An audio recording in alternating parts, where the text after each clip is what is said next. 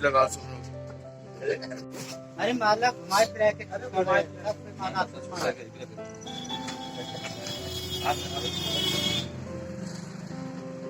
चौधरी चरण सिंह अमर रहे, अमर रहे, अमर रहे। चौधरी चरण सिंह अमर रहे, अमर रहे, अमर रहे। जब तक सूरज चांद रहेगा चरण सिंह का नाम रहेगा।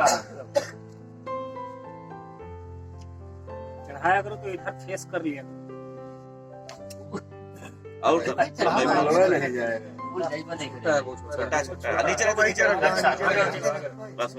माला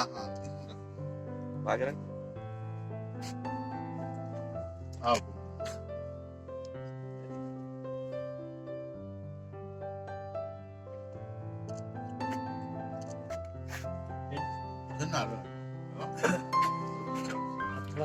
चौधरी चरण सिंह अमर रहे, अमर रहे, अमर रहे। चौधरी चरण सिंह अमर रहे, अमर रहे, अमर रहे। टोपी सब लगाए।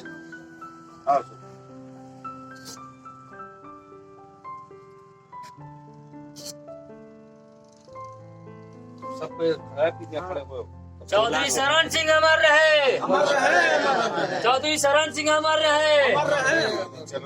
चौधरी चरण समाजवादी पार्टी, समाजवादी पार्टी, अखिलेश भैया, अखिलेश भैया, मुलायम सिंह, मुलायम सिंह, चौधरी चरण सिंह अमर रहे, अमर रहे।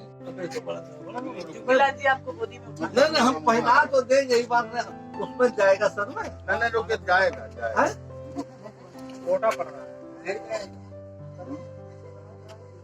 हाँ ये रही फोटो करके रुके तो कहो जोड़ी का बड़ा हाँ शाहिद का मिला सबका एक मिला लीजिए।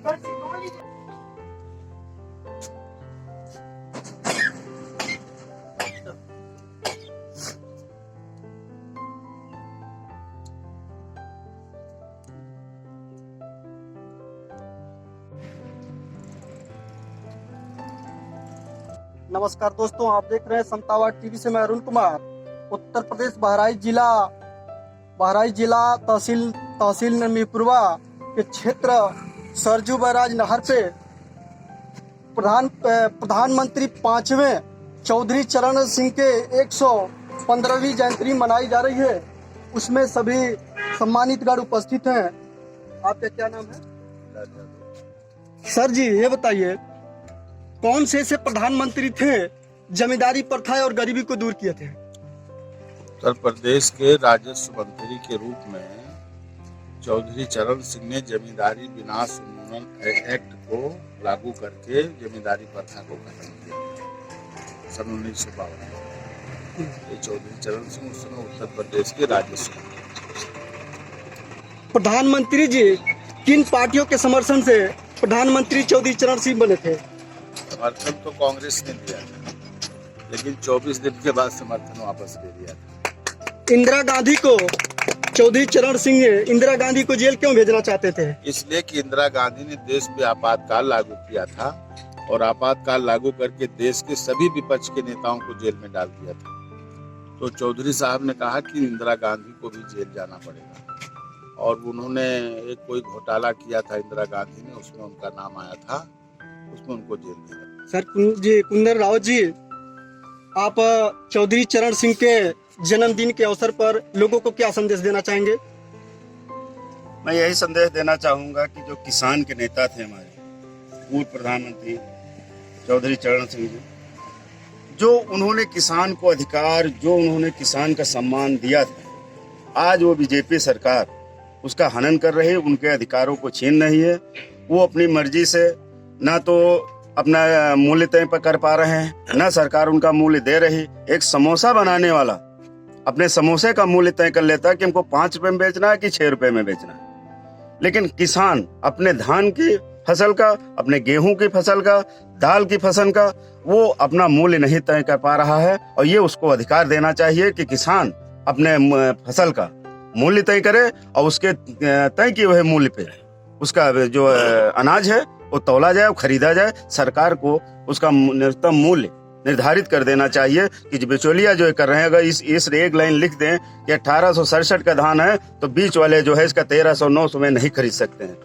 ये सरकार को, बीजेपी को करना चाहिए। लेकिन वो जो इनके चंद गुर्गे दो गुर्गे हैं, अडानी और अंबानी, अभी कानून लाए हैं, गोदाम उनके तैयार हैं। इसका मतलब इनकी प्लानिंग पहले से थी कि हमको किसान को जो है नाश करना है, किसान को एक जो गरीब है उसको तहस नहस कर देना है, उनके अधिकारों को छीन लेना है।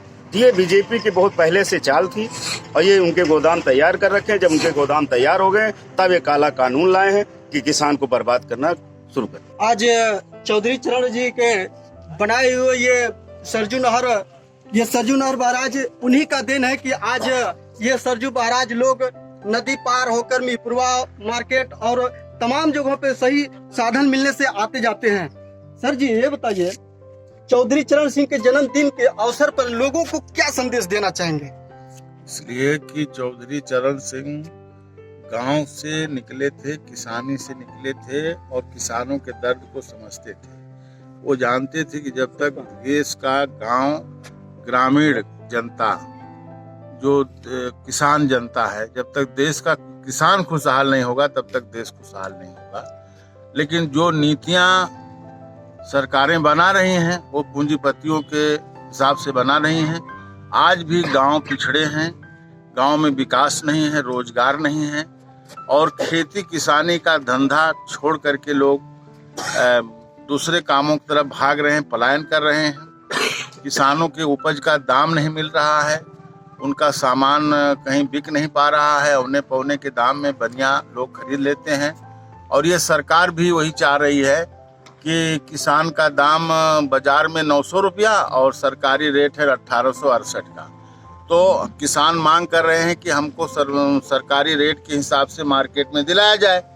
तो ये किसान जो है, किसानों की आवाज़ ये सरकार नहीं सुन रही है। कई लाख किसान दिल्ली पर डेरा डाल के आज 26वां दिन है बैठे हैं और वो कई मर चुके हैं, उसमें 40-50 लोग ठंड से मर रहे हैं। लेकिन ये सरकार केवल व्यापारियों को फायदा पहुंचाने के लिए किसानों की बात को नहीं सुन रही है। और चौधरी चरण सिंह एक खुशहाल भारत, एक बहुत ही मजबूत भारत। चौधरी चरण सिंह जी हमारे देश के 5वें प्रधानमंत्री थे। आज उनकी 115वीं जयंती पे हम लोग आवाम को संदेश देना चाहते हैं कि ये किसानों के नेता थे और किसानों के मसीहा थे। आज किसानों के साथ ये बीजेपी सरकार आज ऐसा बिल ला करके, ऐसा कानून ला करके किसानों को मिटा देना चाहती है, देश से खत्म करना चाहती है। हमारे महामहिम प्रधानमंत्री चरण सिंह चौधरी जी का ऐसा सुहावना अवसर रहा जो देश में जनता के प्रति, किसानों के प्रति इतना जुझारू थे, जिन्होंने देश में एक मिसाल कायम कर दिखाने का काम किया था। आज उनका किसान नाम ले रहे हैं, किसान भाई आज उनको याद कर रहे हैं। हम सब इनकी जयंती पे श्रद्धांजलि अर्पित करते हुए आज इनको जनता का, किसानों का संदेश देने के लिए आज एकत्रित हुए हैं और इसी के साथ अपनी बातों को विराम करते हैं। कहना चाहता हूँ कि किसानों के लिए हित में कहीं कानून है नहीं। अब इसलिए नहीं है, किसान का न तो अबानी अंडानी खरीद लेंगे, अमेजोन कंपनी खरीद लेगी, अमेरिका के लोग ले जाएंगे, विश्व स्तर पे ले जाएंगे। जब किसान के पास बचेगा ही नहीं तो ये क्या भंडारण करेगा? ये बेवकूफ मत बनाइए। और जब इनके पास बचेगा नहीं तो ये कहाँ ले जाएंगे, कहाँ गोदाम में भरेंगे? इसलिए सारा कानून बड़े लोगों के, धन्ना सेठों के लिए। इससे यही नहीं है, इससे हमारी छोटी छोटी मंडियां समाप्त होंगी। हमारे गांव की जो बाजार लगते हैं, जब किसान का धान, गेहूं, आलू उत्पादन उन बाजारों में पहुंचेगा नहीं, बड़े लोग खरीद लेंगे, तो जो गांव के लोग बोरों पे बैठ के बेचते हैं, दुकानें लगाते हैं, ये स्वतः समाप्त हो जाएगी। मैं ईश्वर के लिए आपसे अनुरोध करना चाहता हूँ, मोदी जी भारत को बर्बादी से बचा लो। मैं इस बात को जानता हूँ, तुम्हारे गले की हड्डी है ये। अब तुम फंसे हुए हो बीच में, मोदी जी पूरी तरह से फंसे हुए। तुम्हारी तरफ एक तरफ तो अंबानी, अडानी जैसे लोग विश्व स्तर पे व्यापार संगठन काम करने वाले लोग हैं, जिनसे क्या लेते हो इस पर मैं तो कोई बात नहीं बोलूंगा। और दूसरी तरफ तुम हो जो ये काला कानून लेके आए हो, मैं जानता हूँ, लेकिन भारत को बचाना है, उनको नहीं बचाना है। या तो मोदी जी आपकी राजनीतिक हैसियत समाप्त हो जाएगी इस कानून में, अब या तो अगर आप नहीं माने तो हमारा 85 करोड़ किसान समाप्त हो जाएगा। इसलिए भारत को बचाने के लिए उसको वापस ले लो। धन्यवाद। प्रातः स्मरणीय किसानों के लिए और मजदूरों के लिए माननीय चौधरी चरण सिंह जी थे, हैं और रहेंगे, क्योंकि इंदिरा जी ने जो इमरजेंसी लगाई थी और उस समय वो गृह मंत्री थे और उसमें किसानों, मजदूरों और अदर जो पार्टीज थी, संगठित पार्टियां थी छोटी बड़ी, उसके अंदर जो है उन्होंने जेल में डाल दिया था इमरजेंसी के तहत। जैसे ही वो गृह मंत्री हुए तो उन्होंने क्या किया, अपने गृह मंत्री होते ही उन्होंने सबसे पहला आदेश दिया था कि इंदिरा गांधी जी को जेल में डाला जाए और इंदिरा गांधी को उन्होंने जेल में डाला। उसके बाद में उन्होंने जब उनके साथ में 80 सांसद आ गए धीरे धीरे करके, तो फिर वो राजनीति में ऐसा परिवर्तन आया कि वो फिर गृह मंत्री से प्रधानमंत्री हुए।